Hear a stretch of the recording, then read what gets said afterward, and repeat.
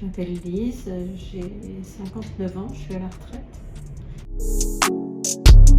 J'ai vu un reportage au journal des informations de la 2, je crois, il y a quelques années, qui présentait Student. Il y a 2 étudiants d'origine algérienne que je suis depuis 1 an et demi, 2 ans. Et donc on se donne rendez-vous tous les 15 jours pour faire les courses.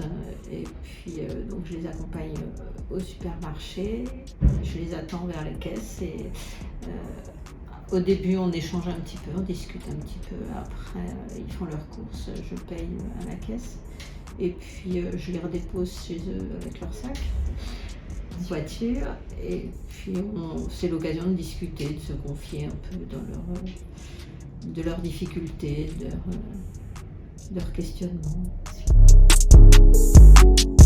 En fait, quand j'étais étudiante dans les années 80, je sais ce que c'était que de tirer le diable par la queue, parce que mes parents n'avaient pas des grands moyens, et donc ils me donnaient une petite somme avec laquelle je devais payer mon loyer et ma nourriture.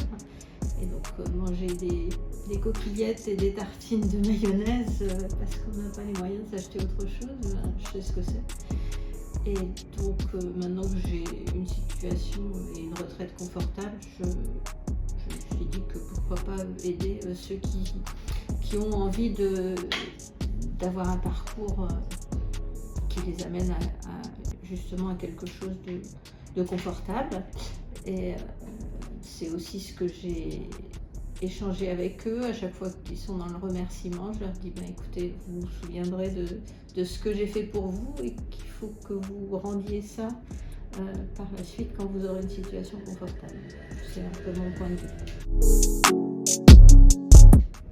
Moi, je ne peux pas me dire que je reste assise sur mon livret A confortable, rempli, et qu'à côté des gens sont dans la difficulté.